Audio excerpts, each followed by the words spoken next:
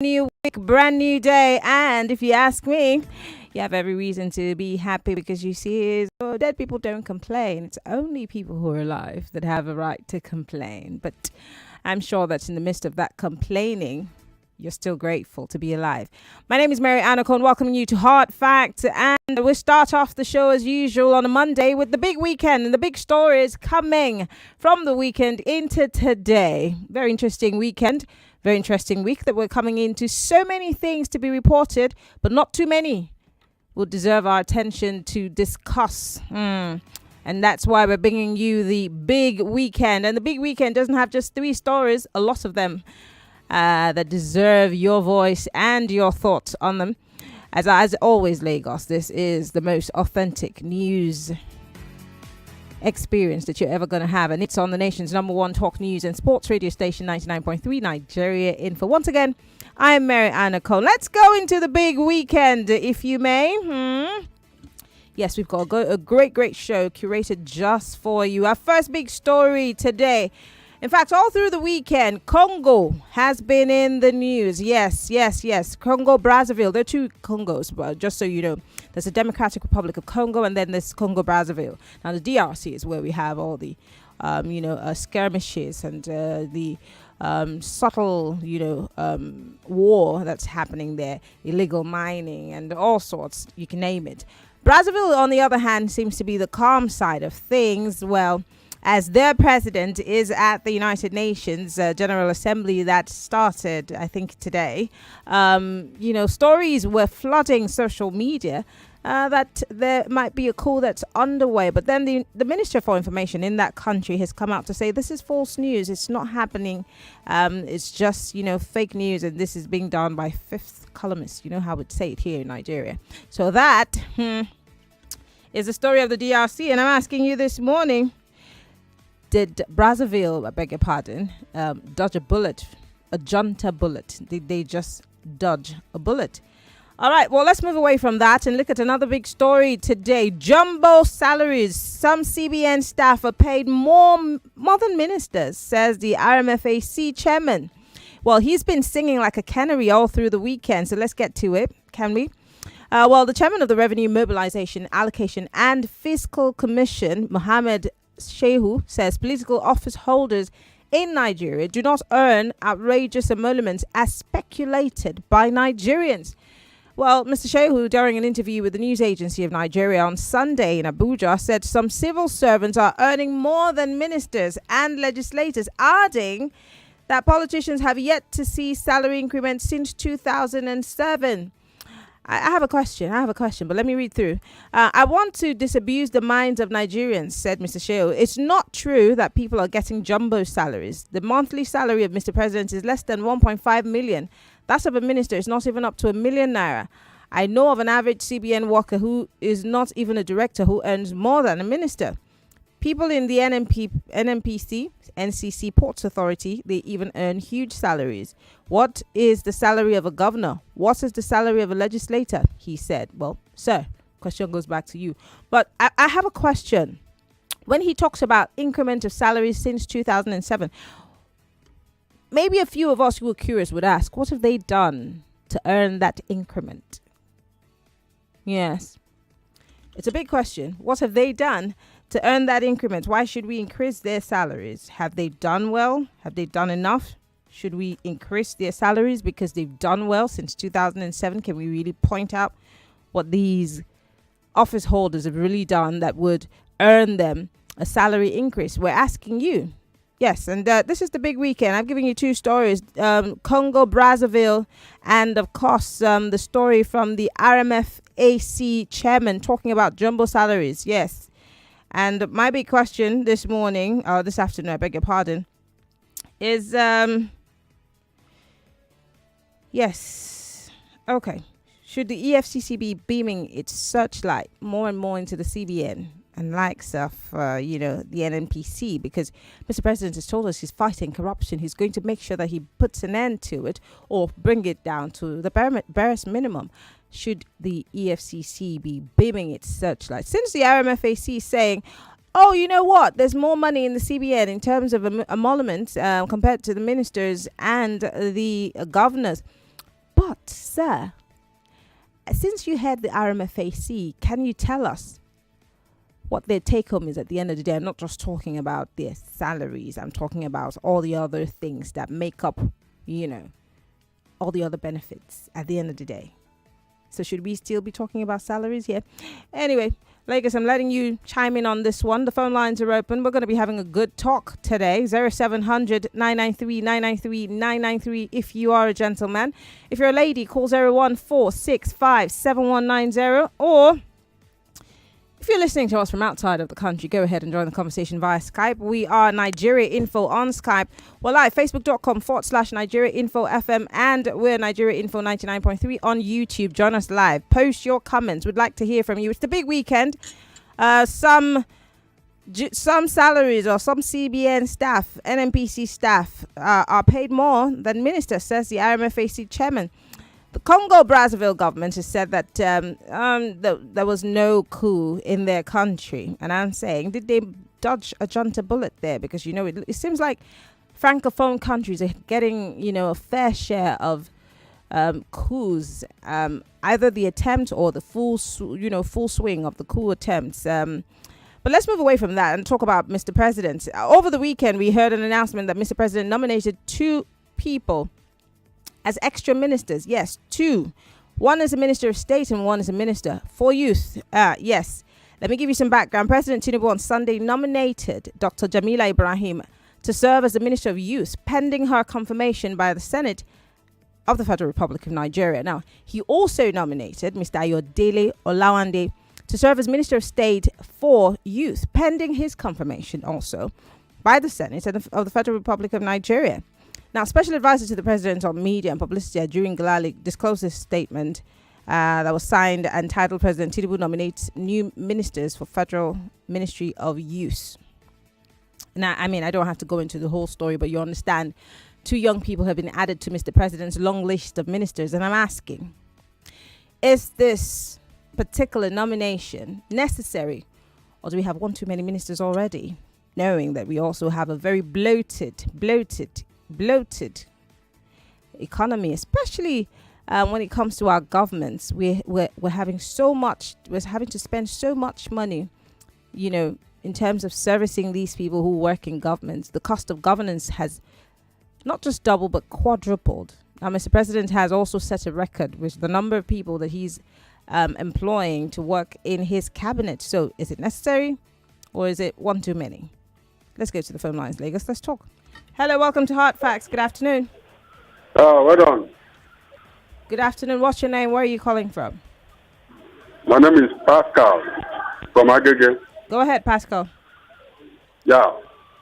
My point is that on the salaries of the legislators, they don't deserve any increment because the situation of this country, for the poor market are suffering. What have they done to deserve that increment? They have done completely nothing. So they don't deserve it at all, So when you calculate all these things, that they are putting the Nigerian market into more serious peril. They don't deserve it. That is my own contribution. Thank you very much for calling. I appreciate it. Thank you very much. Hello. Good afternoon. Welcome to Hard Fact. Hello, Miriam. Good afternoon. Good afternoon. What's your name, sir? Where are you calling from? Yeah, I'm Sunday. I'm calling from Ikeja. Go ahead, Sunday. Yeah, I just want to discuss on this issue of the president appointing the young ministers. You see, that is not the case. That is not what we are talking about. Him as a president, he has been there for how many months now? What has changed? Nothing changed. That is what people are complaining. That is what we are talking. Okay. Are you asking me the question, or you're just saying it's rhetorical, right?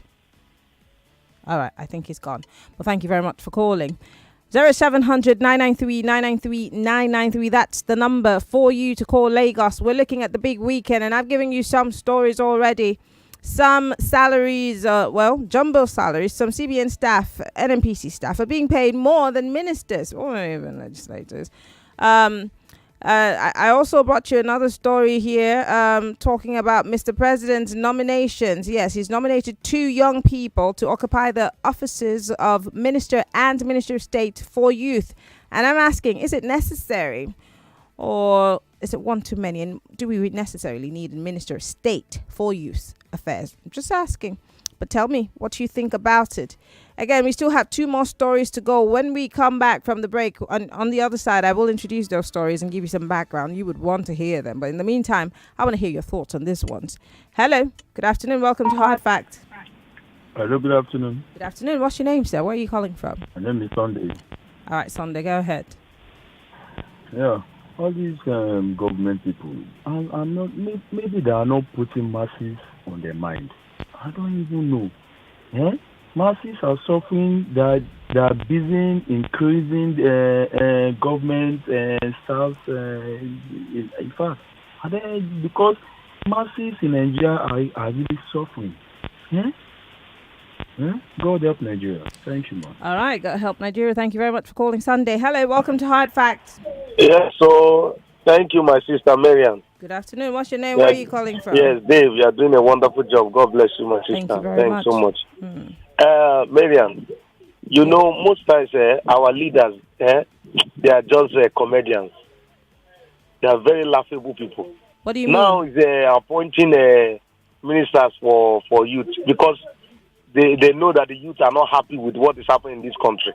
They just want to. But we always, but every government has had a minister for youth. It's a norm. Before it's a minister of sports and youth. Youth and sports, yes. Youth create this office just to make youth happy because they know what they are doing. Let them go and sit down. They can't deceive us. They can't fool us again. I beg. Okay, all right. I'm sure they're sitting. Hello, good afternoon. Welcome to Hard Facts. Hello. Hello. Good afternoon. Good afternoon. What's your name, sir? Where are you calling from? Yeah, my name is Dele from Aja. Go ahead, Dele. You see, all this government, I don't know. What I don't know is this. Maybe they should just make the government unattractive place for people, you know. It's not something that people will be, they'll be fighting for, a post that people will be fighting for.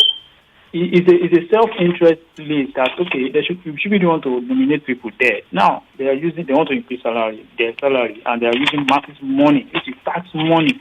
You know, I know somebody that say they don't want to be paying tax because they are not seeing the effect. So what are they increasing money for? I don't understand.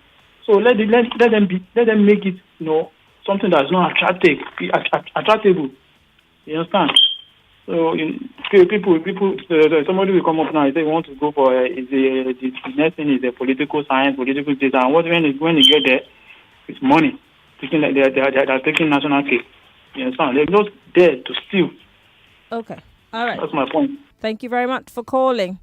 Well, it's the big weekend, Lagos, and we're still looking at the big stories from the weekend into today, Monday. We've talked about the story of Congo, and let me tell you something that people need to really understand. When you first see a story, especially if it's breaking and it's not breaking on a traditional media handle or from a press man who is working within the government, if it's not from a verified handle per se, be careful to probe. So when I woke up to this news, I started asking.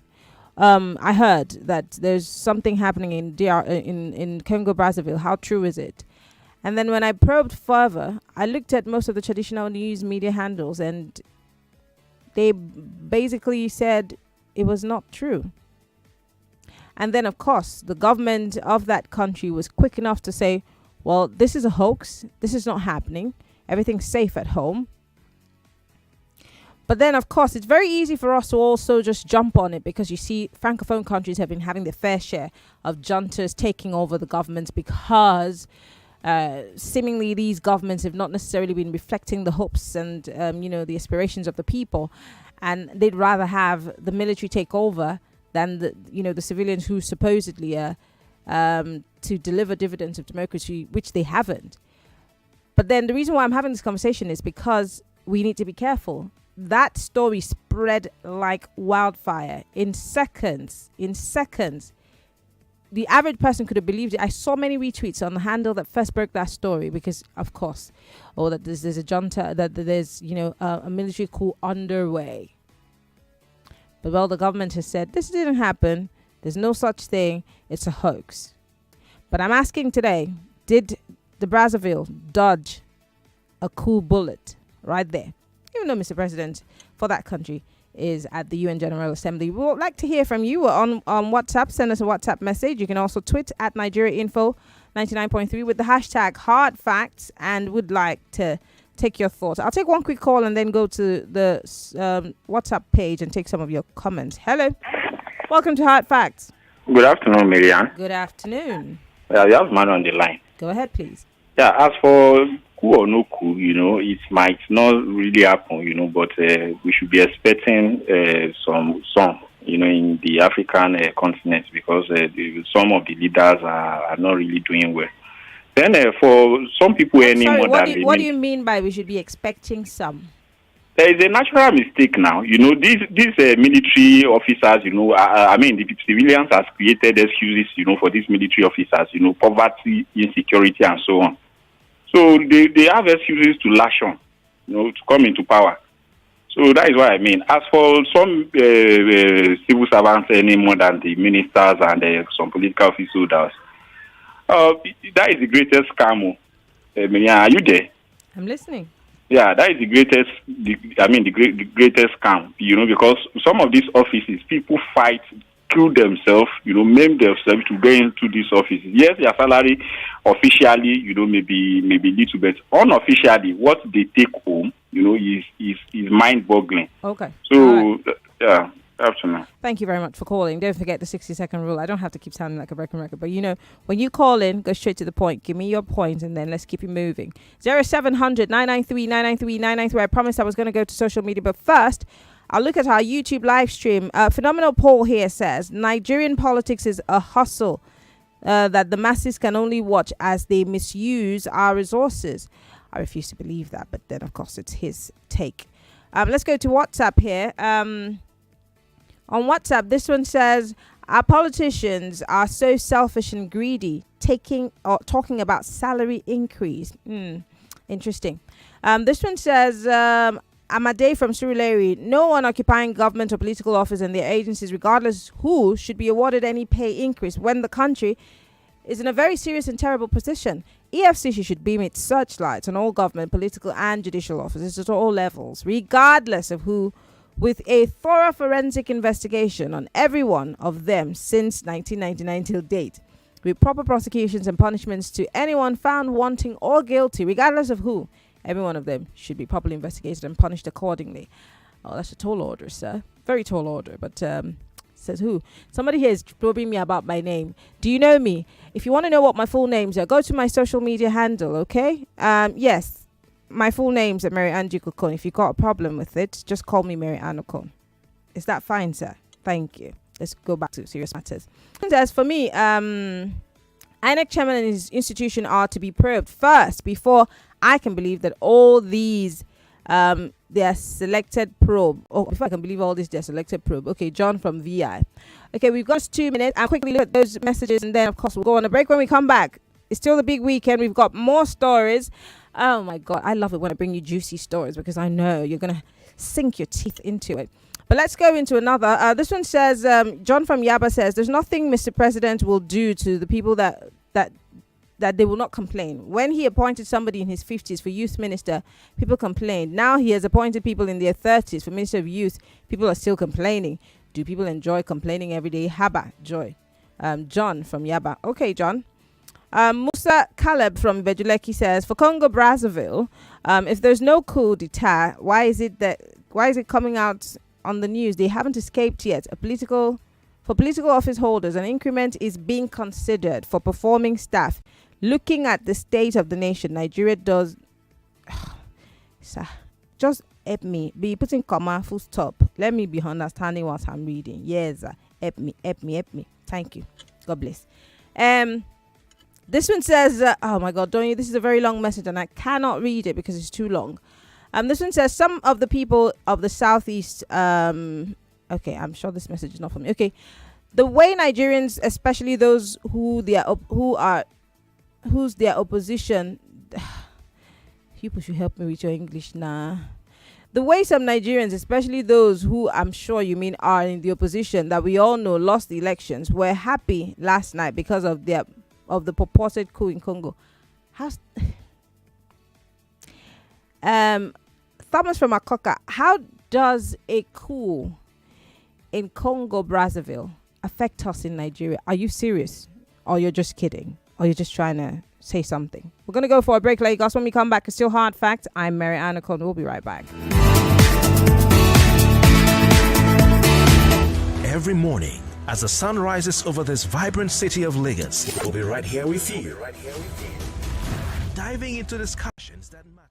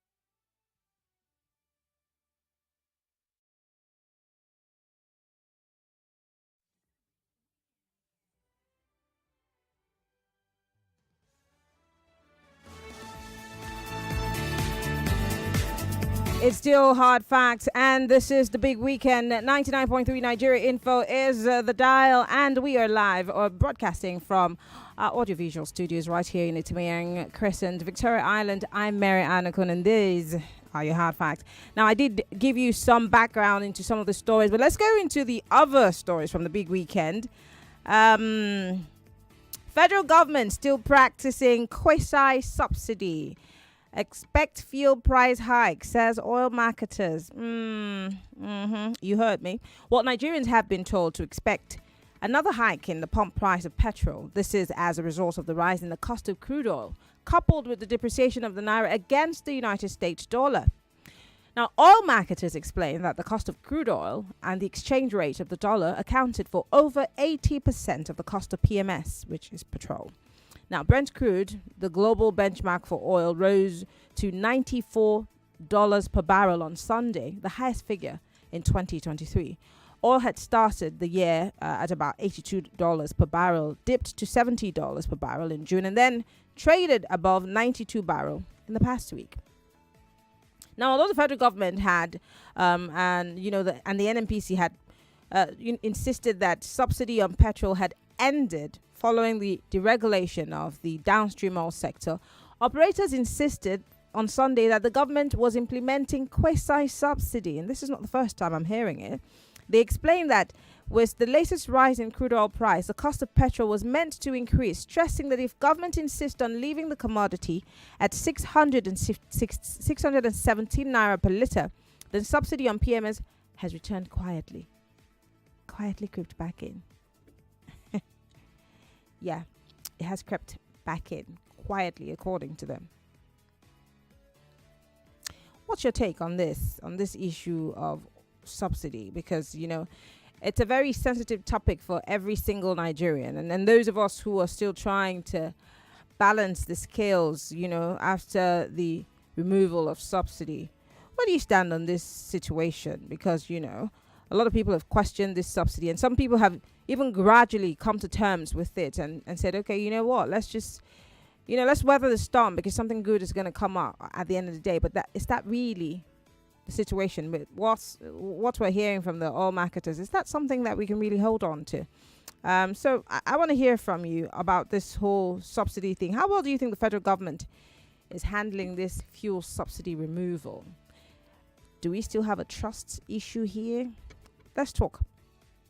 Yes, that's one of the big stories for today.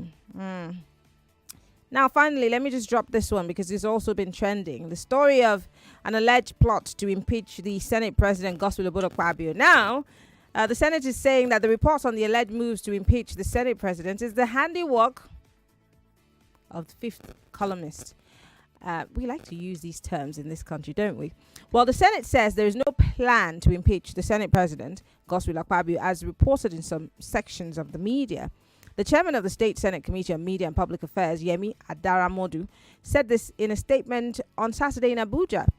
The Senate says there is no plan. Well, the chairman of the committee, Mr. Adaramodu, has said that these people that have been reporting these stories are fifth columnists. Yes, he says that the move to impeach the Senate President has been lingering since June after the election of principal officers of the upper chamber on the grounds that Mr. Akpabio would be a rubber stamp for the presidency. But none of the senators had confirmed that they are making plans to impeach the Senate President. There you go. What are your thoughts on that particular one?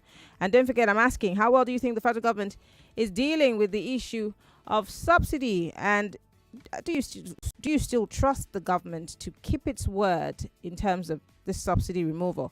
And for those of you who do not know, we're still talking about the issue of the CBN staff and NNPC staff earning more than ministers. And I'm asking, should the EFCC be beaming its searchlight on these government agencies? And again, on the issue of ministers, new ministers that have been appointed, I'm asking you, is it really necessary? Or are there one too many ministers, bearing in mind the cost of governance in this country and how bloated our economy is right now? 0700 993 993 993 0700 993 993 993. If you are a lady, call 01 465 7190. If you are listening to us from outside of the country, you can call us via Skype. It's Nigeria Info via Skype. We're live on Facebook and YouTube. Drop your comments. I'd like to read from you. Facebook is going to be next. Hello. Welcome to Hard Facts. Hello, Miriam. Good afternoon. Good afternoon. What's your name? Where are you calling from? My name is Olumuyiwa, calling from Aja. Go ahead. First and foremost, let me say this. Because somebody mentioned my name in one of your programs. For the fact that I'm complaining about the fuel of a thing, does not mean Olumuyiwa didn't have money to buy that fuel. Who mentioned your name? The last time. And you... Which last time? On your program. I don't know about that. Comment on what we're talking about now. When I drop my own take, I don't want anybody to mention my name. Oh God, just drop your take. Leave this thing. You too like fight. Hey. No fight. Okay, well. What is the purpose of fuel subsidy? You want to do something. You want to put something in place.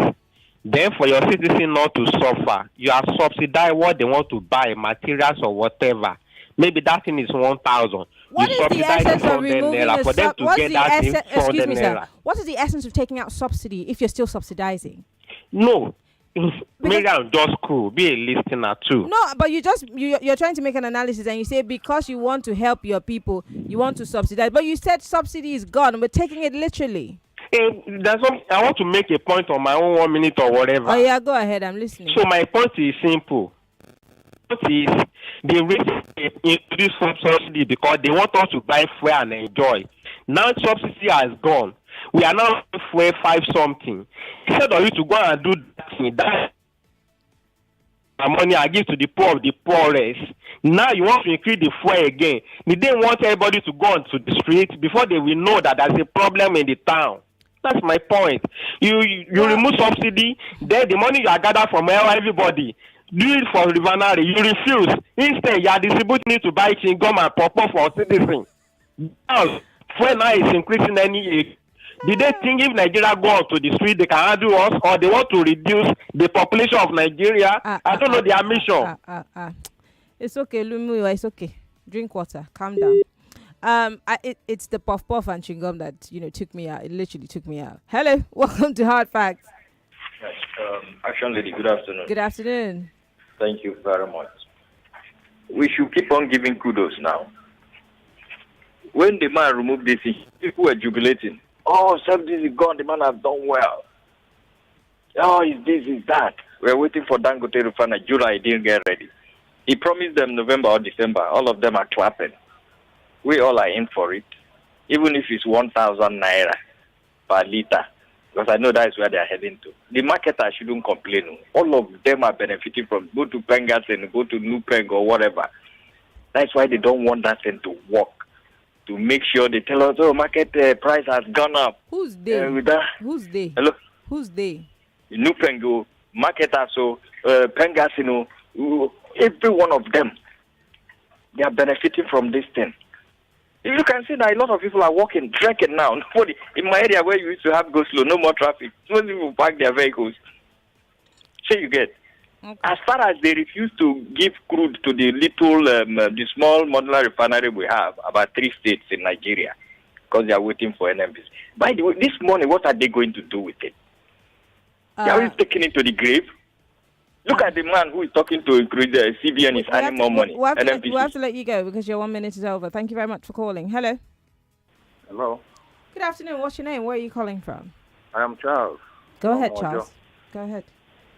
The reason why our leaders are behaving like this is because the citizens never come out and deal with them physically, directly. It's no longer a thing of sorry, hold on. Yes. What do you mean by they would not come out to beat them? No, sir. No, sir. Not on this radio station. You will never do that. Never. Not on this radio station. As much as we're trying to find solutions to our problems, you can't be pouring fuel into the fire and asking people to be violent.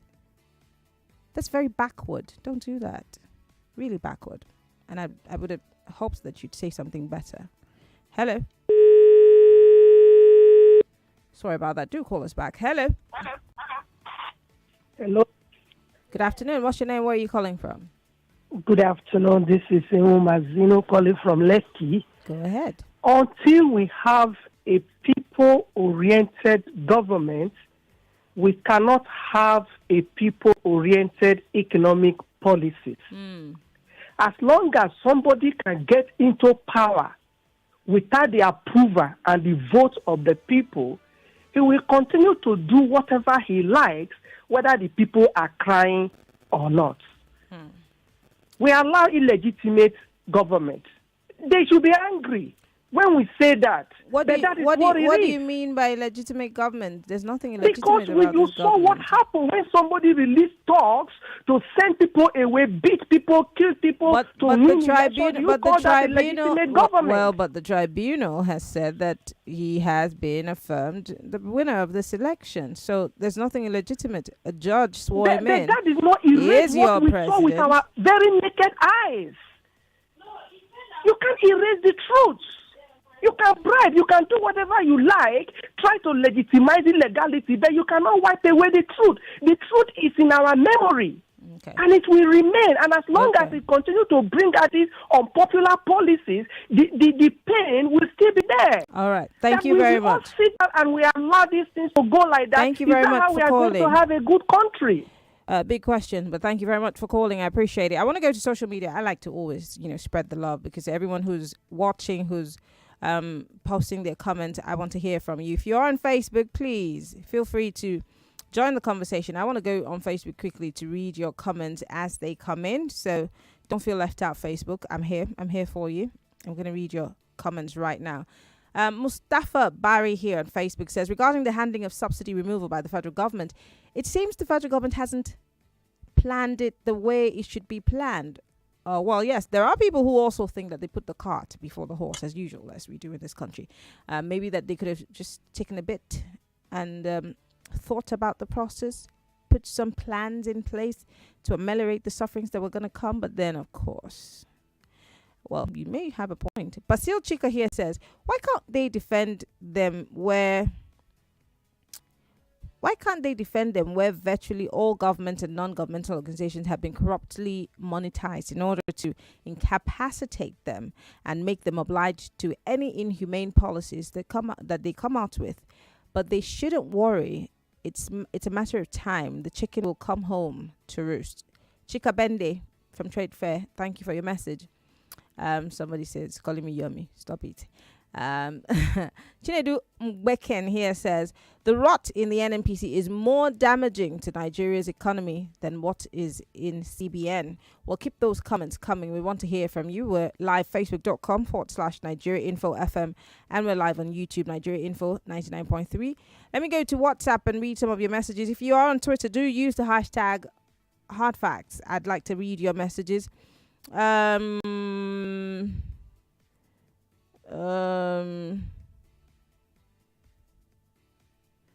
Ralph from Satellite Town, would you like to come and take my job? Would you like to do it? Okay, you can come and do it. I'd give you 1 day on hard facts. Someone here says Nigeria is a praying nation, highly religious in nature, has more religious houses than industries. Which nation does that? Corrupt officials everywhere you turn. Until you get it right in our political structure, nothing will work. Not the talk of changing. Democracy stands on the tenets of the rule of law. Absolutely. Thank you very much for your message. Wow, this one says, instead of talking of reducing the cost of governance and focusing on refineries and energy and essential commodities to the masses, they're thinking of increasing their salaries. Honestly, it's high time we start knocking doors and asking questions, forcing some ministers to resign and step on toes for accountability and incompetence that and make things start to work. Salisu from Ojo, Lagos. Salisu, thank you for your message. This one says, somebody's saying I'm defending the government. I'm not defending anything. If somebody calls in and says our government is illegitimate, you have to tell me what that means. Because if the president was, before you and I, sworn in with due process and he was pronounced your president, what's illegitimate about him? Now, yes, of course, people feel that justice was not served at the tribunal. That's left for the court to decide. But you can't also call what we've sworn in, a person who INEC has declared the winner of the elections, illegitimate. Every single person who went out to vote, those who voted for him, those who didn't vote for him, those who voted for other candidates, people, of course, are feeling the pain. But you cannot also say he's illegitimate until proven, because we have processes. I'm sorry. So I'm not going to sit here and you say the president is illegitimate and you say I'm defending the government. I'm defending facts. And this is hard facts. If you say he's illegitimate, can we have a fact that the courts have said that this man is illegitimate? No. Until then, he is your president. Have I made myself clear with these few points of mine? All right. This one says the only way Nigeria can move forward is if the people's choice is being acknowledged. God help Nigeria. Thank you very much. All right. And this person is still angry. Still angry about the PPT. And if you listen to Joyce's show, you'd understand, what the processes are and where the court stands. Again, this is what the PPT verdict has said. Those who are petitioning are going to go to the Supreme Court and hopefully get a judgment. But whatever happens, the court decides. Yeah. This one says, what you said about civil servants earning more than the ministers or senators is fake news. How on earth, he says, it is not possible. I don't know any salaries of the ministers. However, I can authoritatively tell you that each senator pockets the basic of 13.5 million naira monthly, plus all the allowances and some add-ons. Each senator could pocket close to 35 million monthly. I heard from Senator Shehu Sani himself. With that said, how can a civil servant earn more than them? So I think what the RMFAC was talking about is basic salary. And if you listen to me at the beginning of this show, I did question all the other emoluments and the other things that accrue to, those office holders, be they ministers or legislators. So, of course, the RMFAC is being smart by half. Yes. All right. This one says... I said that salary increment is being considered for the performing staff. Now, considering the state of the nation, that's the performance of the political office holders. In this regard, do they deserve to be fired from office to get an increment? Big question. All right, this one says, the Minister of Youth cannot bring meaningful development. Okiki from Cote d'Ivoire. Okay, thank you very much. We still got a few minutes on the clock, so I'm going to try to read some messages and go back to the phone lines. Additional from Ntabo Ijoko. I hope I pronounced that. I'm sure I killed it. Salaries of public holders. I would want them to publish their entire allowances. Then let's talk. I think I'm with you on that one. I'm with you on that one. Yes. This one says, if you invite government officials to come and clear, you have to invite government officials to come and clear the air in all of these allegations. At least we have you representing the people. I will try my best. I will. This one says, this one is saying he thinks I'm trying to protect my job. I think you don't know what my job is, John. Maybe if you study broadcast journalism and you know the ethics of broadcast journalism, then me and you can have a conversation. But you don't know my job. You presume that you know my job, but you don't. Again, you can't also come on air and make allegations because of how you feel or your sentiment. Yes, like I said, people still feel pained that the judgment didn't go as planned. Of course, people have a right to go again to court. I'm wondering why people have not challenged the Abuja, situation where now Abuja is somewhat considered a state because of the outcome of the verdict. But all of those things, again, have to be done through the normal judicial process. You can't do it on the radio. This is not where the court said. This is not where the rules are made. Do you understand me? I can keep educating you if you need more education on that matter. But you can't come on the radio and say the president is illegitimate. It has to be proven. Until then, this is where we are. And I know how it makes some people feel. Because I heard people tell me on social media that you made us to come out and get our PVCs. You told us to come out and vote so that our votes will count. Now, what do you have to tell us? Did you listen to Barrister Albani today and what he said about what Nelson Mandela did and the fight to end apartheid and, to bring some form of justice to the country? It wasn't one day. It didn't take one election cycle. I totally understand you guys. Trust me. But that's not how it works. Okay. All right. Let me take one more call. Hello. Hello. Good afternoon, Miriam. Good afternoon. What's your name? Where are you calling from? My name is Jamie, calling from Lekki. Go ahead. Yeah, Miriam, you are doing a great job. And we like you for that. Please, for Atiku and Obi, please, before coming to challenge Asiwaju Bola Ahmed Tinubu, I want two of them to challenge themselves in the court. Who win the election between two of them? Well, you're not in a position to tell them what to do when they go to court. Yeah. It's their prerogative. They're against the person who INEC has declared the winner. So they're not challenging each other. They're challenging the man who's sitting there. You know, Atiku is proving that he win the election, and Obi is also proving that he win the election. So, please, we don't know who is even saying the right thing between Atiku and Well, Obi. let the courts decide, sir. That's not your place. Yeah, the court have already decided. So they still have the Supreme Court. So let the courts decide. Again, this is you just trying to play justice. You're not. We are waiting. I will wish Asiwaju Bola. All right. This is not a campaign, portal. Thank you. Have a nice day.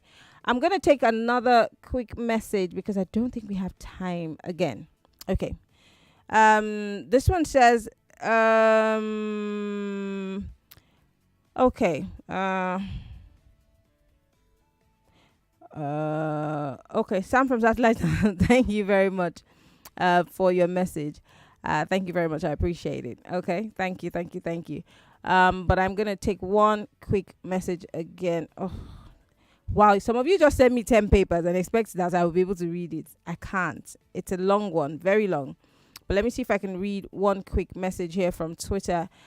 Let's see. This one says, when OBJ was against GJ in 2015, people were supporting him. Today, they call him several names. But today, okay, I'm sure you mean then they called him several names. But today, he's a good man. FYI. No king bows to anyone. Okay. Thank you. But I don't think that we had an OBJ story on our big weekend today. I'm guessing that you're just reacting to something else. Mr. Boli here says, the world knows that the cost-running government in Nigeria is a way beyond limit. More ministers? For what, please, she says. Well, Lagos, we've got to go. When we come back on the other side. 99.3 Nigeria Info. We'll be right back. My children are athletes. From the moment they wake up, they keep playing. 99.3 Nigeria Info. We are more than just radio. Subscribe to our YouTube channel at Nigeria Info FM. Check us out on Facebook at Nigeria Info 99.3. Follow us on Twitter at Nigeria Info FM and on Instagram at Nigeria Info FM Lagos for live updates as it happens.